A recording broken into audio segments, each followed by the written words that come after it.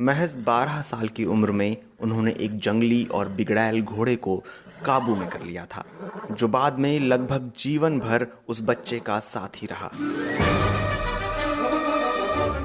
यह बच्चा बड़ा होकर अलेक्जेंडर द ग्रेट यानी सिकंदर महान कहलाया और प्राचीन दौर की सबसे प्रसिद्ध शख्सियतों में से एक बना। मैसिडोनिया के रहने वाले सिकंदर का जन्म 356 ईसा पूर्व में हुआ था। मैसिडोनिया उत्तरी यूनान से बाल्कन तक फैला हुआ इलाका था। उनके पिता की उनके ही सुरक्षा गार्ड ने हत्या कर दी थी, जिसके बाद एक नए राजा के बनने का संघर्ष शुरू हुआ। इस संघर्ष में उन्होंने अपने सभी विरोधियों का सफाया कर दिया और 20 साल की उम्र में राजा बन गए। इसके बाद सिकंदर ने 12 वर्षों तक शासन किया। उन्होंने अपने सैनिकों के साथ 12,000 मील की विजय यात्रा की। अपनी बुलंदी के दौर में सिकंदर का साम्राज्य पश्चिम में यूनान से लेकर पूर्व में आज के पाकिस्तान, अफगानिस्तान, ईरान, इराक और मिस्र तक फैला हुआ था। सिकंदर से पहले मैसिडोनिया केवल एक भौगोलिक क्षेत्र का नाम था। सिकंदर की मां ओलंपियास फिलिप द्वितीय की तीसरी या चौथी पत्नी थी और महत्वपूर्ण इसलिए थी क्योंकि उन्होंने परिवार में पहले लड़के को जन्म दिया था, यानी सिकंदर के रूप में उन्होंने राज्य को उत्तराधिकारी दिया था। ब्रिटेन की रीडिंग यूनिवर्सिटी में क्लासिक्स की लेक्चरर रैचल मायर्स का कहना है कि सिकंदर को उस समय की सबसे अच्छी शिक्षा दी गई थी। जब वह 13 साल के थे तो उनके शिक्षकों में अरस्तु जैसे महान दार्शनिक शामिल थे। सिकंदर पर जीवन भर अरस्तु के शिष्य होने का प्रभाव रहा। सिकंदर के सत्ता में आने के बारे में बताते हुए बर्मिंघम यूनिवर्सिटी में क्लासिक्स की प्रोफेसर डायना स्पेंसर कहती हैं, जैसा कि हम जानते हैं कि सिकंदर के पिता फिलिप द्वितीय की कई पत्नियां थीं, जिनमें से एक क्लियोपैट्रा नाम की महिला भी थी, जिन्होंने सिकंदर और उनकी मां के लिए मुश्किलें पैदा कर दी थी। मां और बेटे दोनों को ये लगने लगा था कि वे पूरी तरह से मैसिडोनिया का खून नहीं हैं।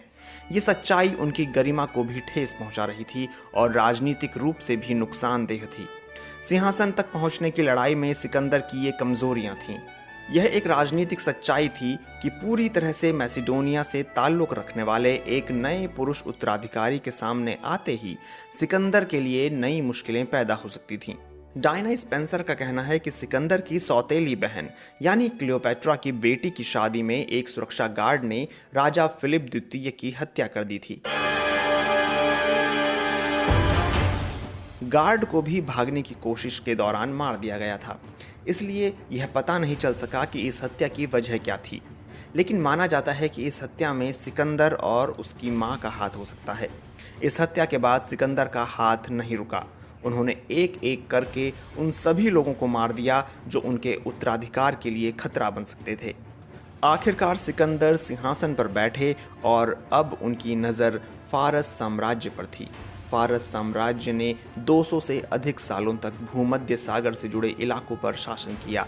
यह साम्राज्य इतिहास के वास्तविक सुपर पावर में से एक था।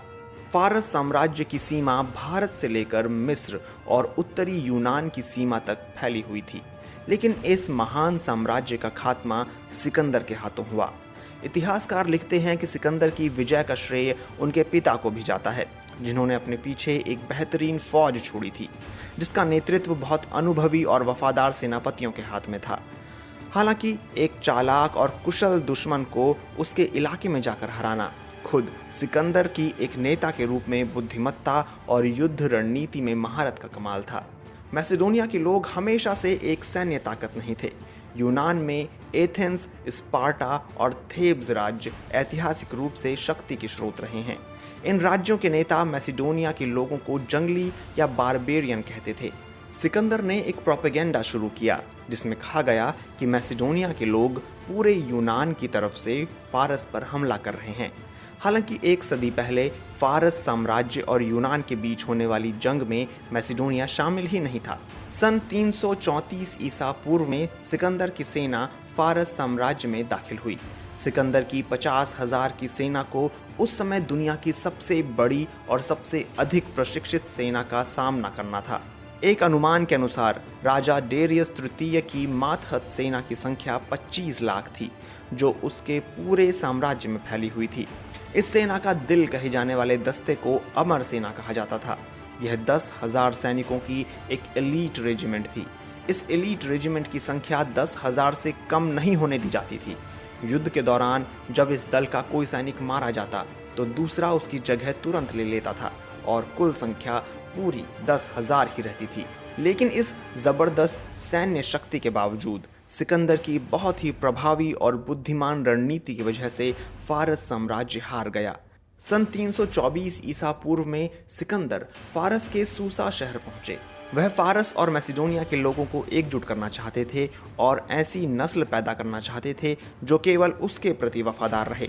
सिकंदर ने अपने कई सेनापतियों और अधिकारियों को फारस की राजकुमारियों से शादी करने का आदेश दिया। सिकंदर ने खुद अपने लिए भी 2 पत्नियां चुनी। डायना स्पेंसर बताती हैं कि कई रोमन इतिहासकारों के अनुसार सिकंदर कभी कभी नशे में धुत हो जाते थे और एक बार उन्होंने रात के खाने के समय नशे की हालत में अपने एक करीबी दोस्त को मार डाला था। सिकंदर की तमाम विजयों और उनके व्यक्तित्व के आकर्षण के कारण प्राचीन यूनानी उन्हें एक आम आदमी नहीं बल्कि एक देवता समझने लगे थे। बल्कि खुद सिकंदर को भी विश्वास हो गया था कि वे एक देवता हैं। फारस साम्राज्य पर अपना कब्जा जमाने के बाद उनकी सेना पूर्व की ओर बढ़ने लगी और भारत तक पहुंच गई। इसके बाद सिकंदर मैसिडोनिया वापस लौटने लगे, लेकिन वतन वापसी उनकी किस्मत में नहीं थी। सन 323 ईसा पूर्व में 32 साल की उम्र में बेबीलोना, जो कि वर्तमान में इराक का इलाका है, वहां पहुंचने के बाद अचानक एक रहस्यमय बीमारी से उनकी मृत्यु हो गई।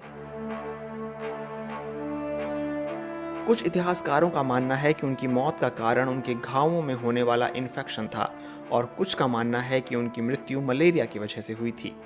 सिकंदर को फारस साम्राज्य पर विजय प्राप्त करने के बाद भारत जाने की जरूरत क्यों महसूस हुई? यूनानी संस्कृति के प्रोफेसर पॉल कार्टलेज का कहना है कि इसके कई कारण थे। सिकंदर यह दिखाना चाहते थे कि उनके राज्य की सीमाएं वहां तक पहुंच चुकी हैं जहां तक उनके पिता फिलिप द्वितीय नहीं जा सके थे।